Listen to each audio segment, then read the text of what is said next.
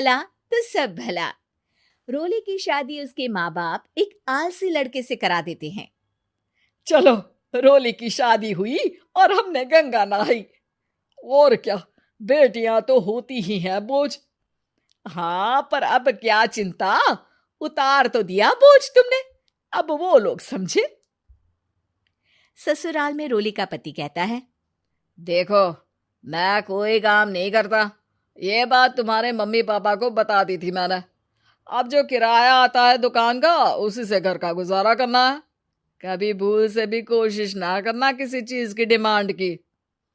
क्या mummy papa को पता था कि आप कोई काम नहीं करते? और क्या, बड़ा अच्छे से पता था। उन लोगों को तो तुम बोझ लगती थी, बोल रहे थे कि बस शादी कर लो और कोई मतलब नहीं है। रोली को यह सुनकर बहुत गुस्सा आता है, लेकिन करती भी तो क्या, क्योंकि वो जानती थी कि उसके माता पिता ऐसे ही हैं। जैसे तैसे रोली दिन काट रही थी। रोली को एक प्यारी सी बेटी होती है। धीरे धीरे वो बड़ी होती है और उसके साथ उसकी जरूरतें भी बढ़ती जाती है। सुनिए जी, अब तो सिमी बड़ी हो रही है, उसका स्कूल में दाखिला कराना है। मैंने अब तक तो जैसे तैसे समय काट लिया, लेकिन मैं बच्ची की परवरिश में कोई कमी नहीं रखूंगी। अरे क्या है यार, अब तो लगता है कोई ना कोई काम ढूंढना ही पड़ेगा। अब पति रोज काम की तलाश में जाता और बिना किसी काम के वापस आ जाता। रोली समझ जाती है कि पति के अंदर अब काम करने की क्षमता नहीं है। वो बेटी को उच्च शिक्षा देने के लिए कुछ करना चाहती थी, लेकिन करती तो क्या करती। एक दिन रोली की सहेली कहती है, रोली, मेरी कोई औलाद नहीं है। अगर तू मेरी औलाद को जन्म दे तो मैं तुझे तेरे मुंह मांगे पैसे दूंगी। अरे, तेरी औलाद को मैं कैसे जन्म दे सकती हूँ? सरोगेसी से। बच्चा मेरा और वैभव का ही होगा, लेकिन कोख तेरी होगी। ये संभव है रोली। रोली कुछ सोचकर कहती है, मुझे मंजूर है, लेकिन मैं इसका 2 लाख रुपया लूंगी। अरे कोई बात नहीं, मुझे मंजूर है।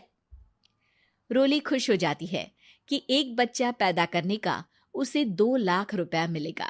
वो घर आकर पति को बताती है, वो भी खुश हो जाता है। अब क्या था, डॉक्टर के पास जाकर सहेली का बच्चा रोली की कोख में पलने लगता है। मुझे 20,000 चाहिए मेरे बेटी के एडमिशन के लिए। हाँ हाँ ठीक है, मैं उसके एडमिशन से लेकर सारे खर्चे उसके अकाउंट में डाल रही हूँ। रोली की बेटी का एडमिशन हो जाता है। रोली को लगता है कि वो अब सब कुछ ठीक कर देगी। दिन और महीने आगे बढ़ते हैं।